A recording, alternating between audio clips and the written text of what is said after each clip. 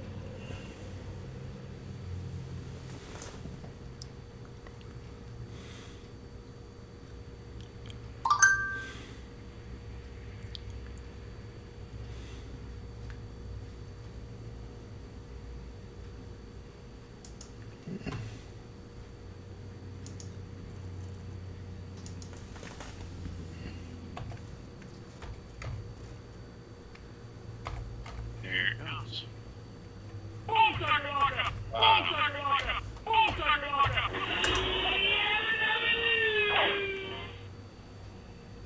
No yabba dabba do there.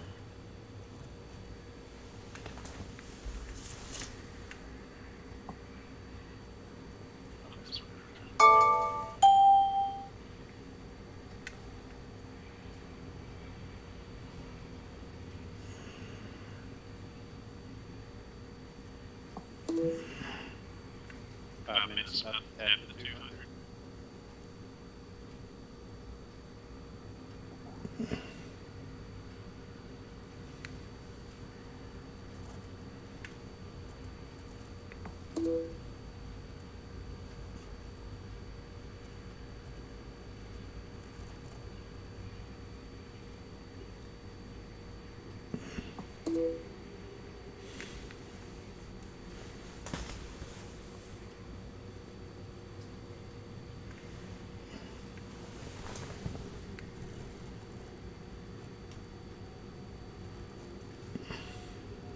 God.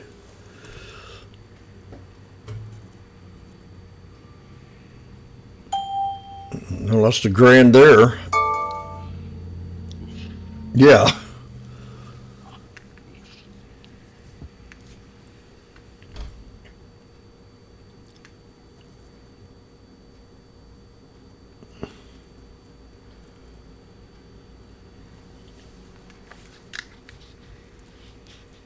That's one of my biggest losses in a while.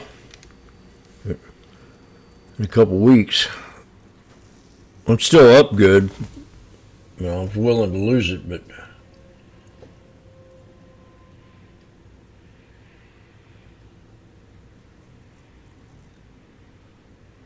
I'll hardly ever do that. This is one of them days for me.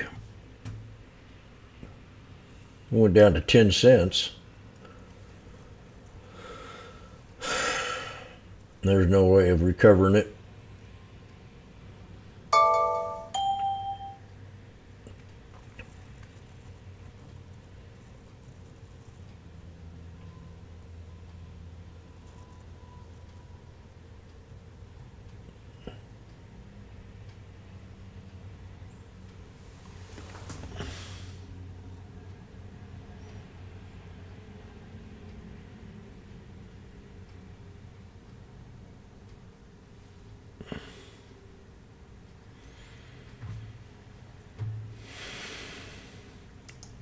Yeah. Blotch. Bad case of blotchism.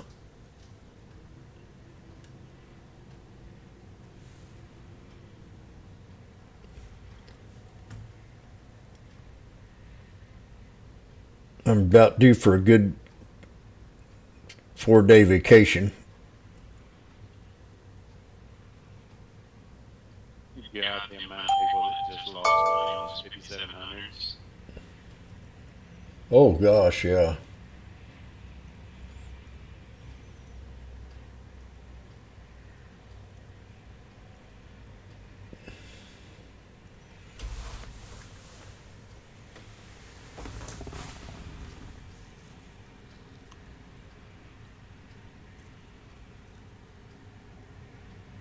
I said I thought this is what they were trying to do, sneak it back to that orb. Yep. And that orb is right around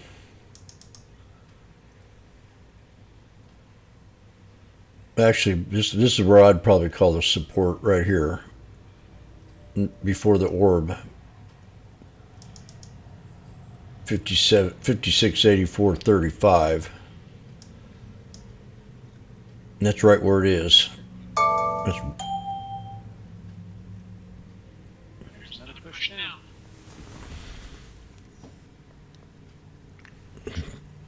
there's no way I'm gonna get back in this. Huh. This is great. Oh my God.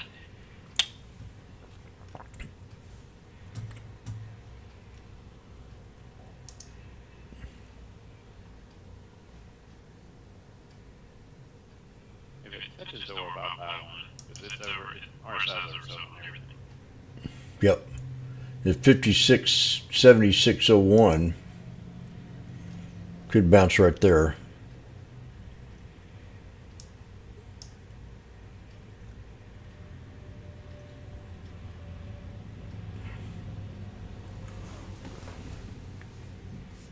There it goes. Bam, right on it.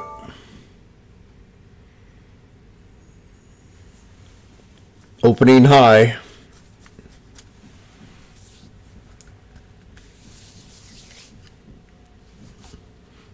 Let's say that's about as accurate as my 200 is.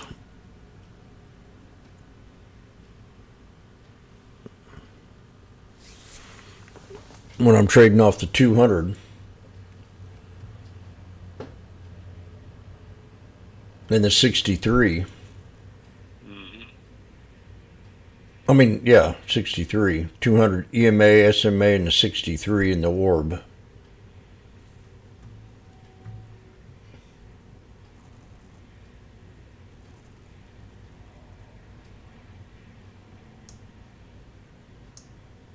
Well, well.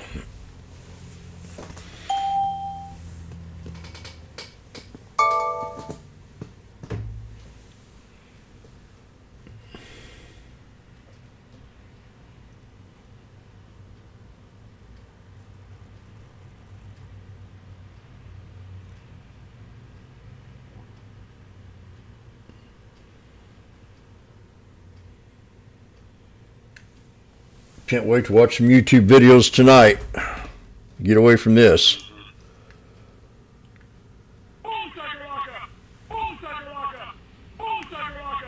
Yay.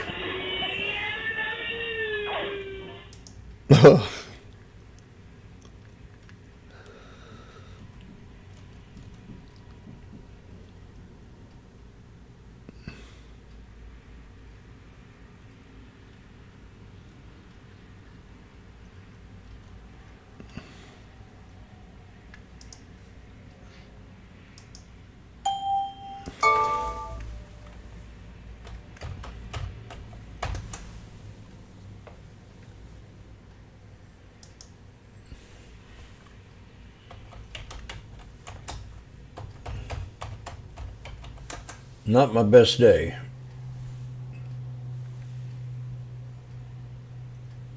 Now, Spyro, I really wanted to look good for you today, but I sure didn't get the job done.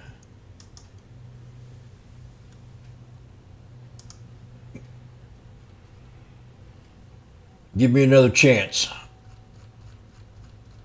Ain't that right, Yankee?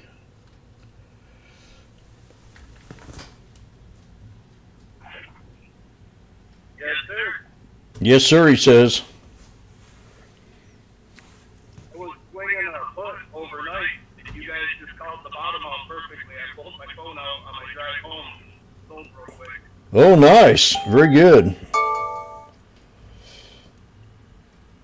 You're a winner. Very good job. You know how much money I have about listening to myself? Probably a lot. It amazes me how quick you guys are at calling the bottom. I mean, I sold at $85 a contract. It hit 85 and then it reversed right back to 72. Oh, boy.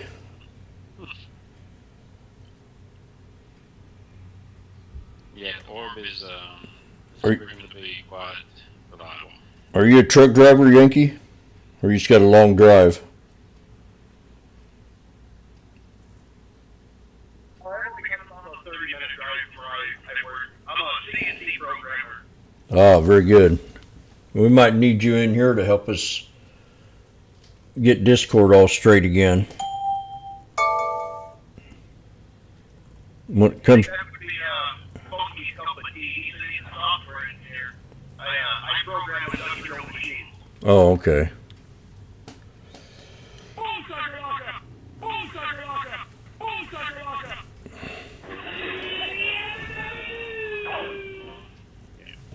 Dropping more. They're taking ES to Thursday's high, and Yep. it's pre-market low. 683 is pre-market low. Means we're going to have a good day tomorrow.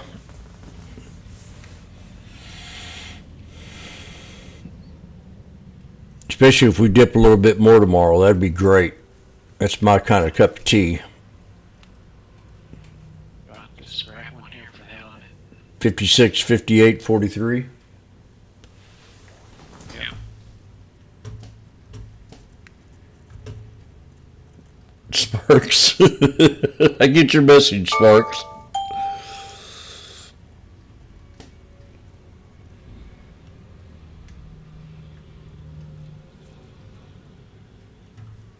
Oh, snap.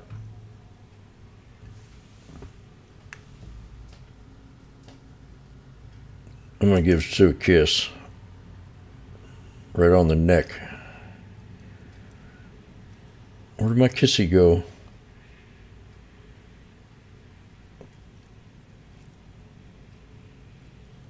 My smoochie's gone. Oh, there it was. I saw it.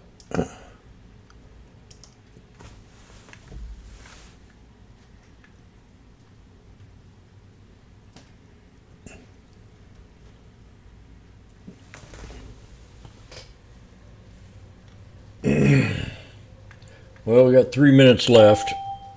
I'm done for the day.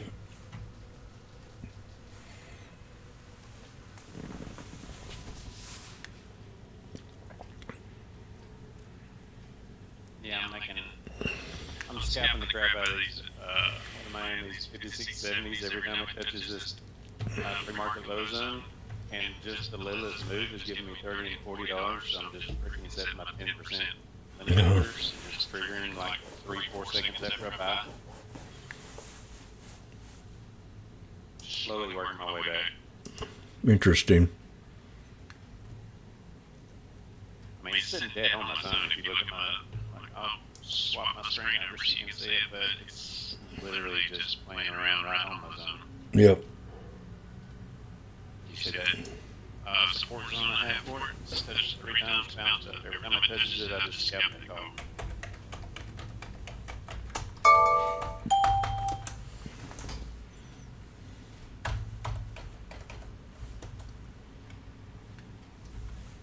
It's like a $30 move.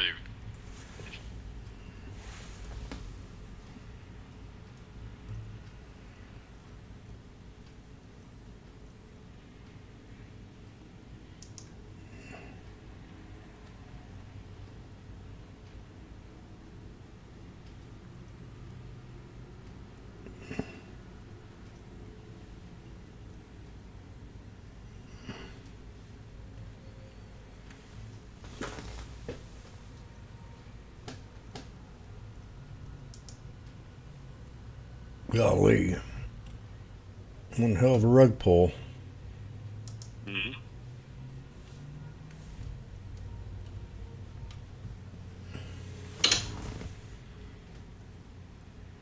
Options are worth nothing. I'm wondering if I want to swing a call or not. I ain't gonna do it. Yeah. But if this is last Thursday's high, and it's also this Thursday's close. It's Friday, tomorrow. Yeah.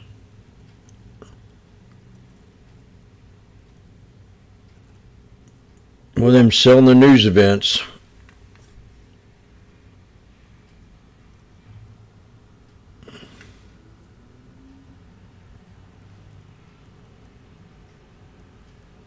We're at 17 seconds. Alright, I'm done scalping.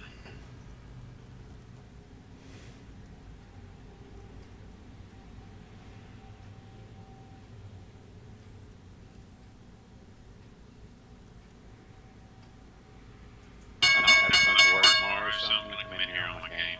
Like, I had so much going on today. Yep. Well, today was not my game. I mean, I did okay. I'm making good money right now for some reason. Today would have been another easy $10,000 day if I just held them. I had 40 of them. Then I had the spies, and just them alone would have gave me five grand. Still looking at my chart? No, I never looked at them. Oh. I'll look at them now. Yeah, I'm looking at it. If I had just stuck to my rule and played this, Yep. like my rule is, there's on the 5 minute, wait for a tweet spot on them. Don't get out till you see an orange candle close. Look at that damn move. Yep. I do not obey my own rules, and I play for it. Well, what's that red? What's that? 200, the red line, or the 63? This is, yeah, 63 and 200 white. So the SMA is white, the EMA is red. That damn, it's a triple bottom. That's 63. I love it. I just started trading it. What last year? Year and a half ago. There's only 2 moving averages they use because they're respected 90% of the time better. Yep. But when you combine them with my zones, everything just freaking stops and bounces out of my zones. Dude, Yep. come on. He's talking about this right here. These are his zones. And I make them too, but I draw them just hand drawn. His are generated by what, computer? I don't know, I make these green and red zones, I put in them myself. You draw them in yourself? Okay. So, just go find channels. Yeah, that's what I do. That's what makes this a good team. Yeah, you see how many times it's respected it. It's up there. Yep. It's up there. Where they respect the most. That's right. That's the way you do it. It's up there at the end of the day. Yeah. And the triple. When it's not obeying my zone, then it obeys my order. Yeah, like that triple bottom when it stopped obeying that. I should have went puts to the 200. Well, like 5 minutes already, it takes the freaking noise out in front of you. When you find just obey my rule, that is a freaking almost a 80-point move. Yep. Well, I'm going to get out of here. Alright, good day today. Let's do this freaking thing tomorrow. I hope you're learning something there, Yankee.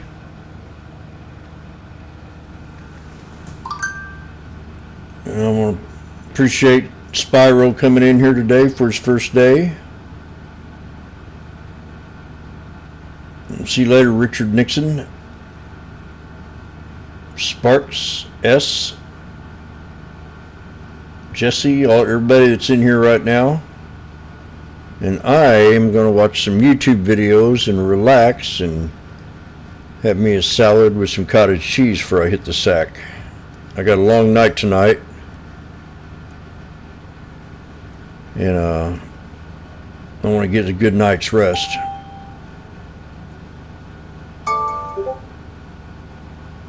So I'm sleeping a lot longer now these days. 3 or 4 hours at a time, and used to be about every hour I have to get up. I don't know if it's because I'm getting older or if I'm getting sicker. But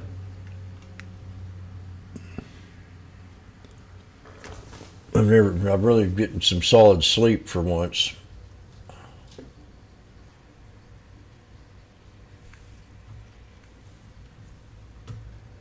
YouTubers, thanks a lot. I'm going to head on out of here. Today was not my best day, as you can tell.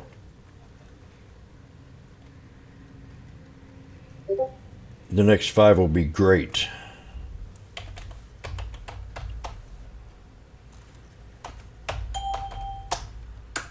But we had that long period today where it just went sideways, and then we sold off the end of the day.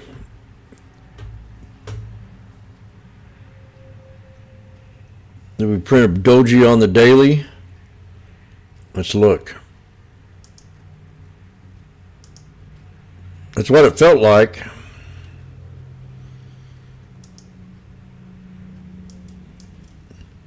Yep. Sure enough. Definitely a doji on the daily.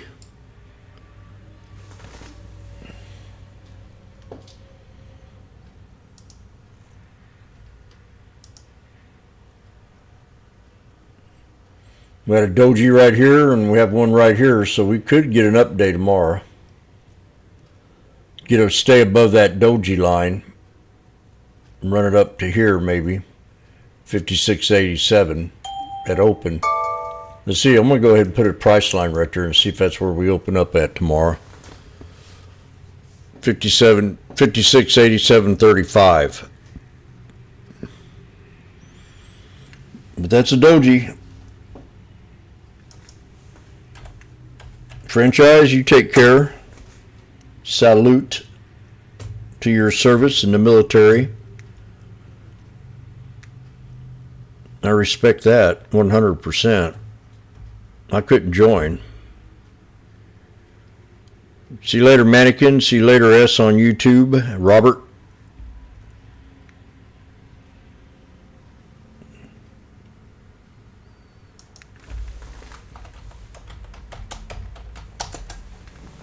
See you later, Angel.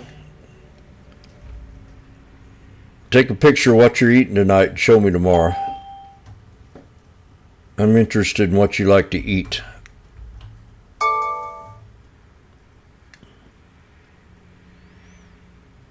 So I've always had this thing about people, the way they eat. I want to know how they eat, especially if they're healthy.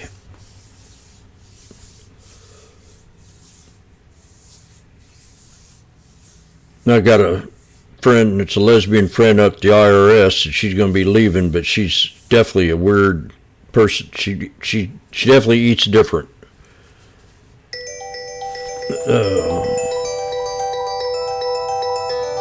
Who could this be?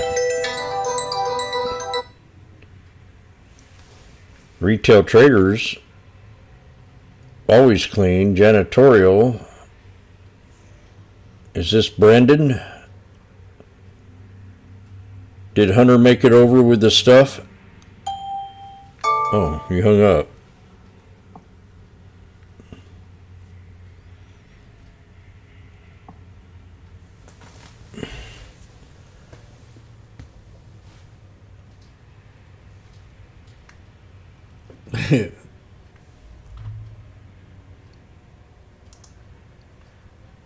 What do you mean by stuff?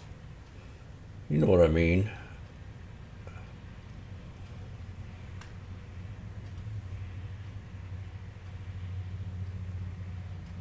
We'll catch you all later. Did I type in thanks all yet? Yeah, I did. Bye-bye.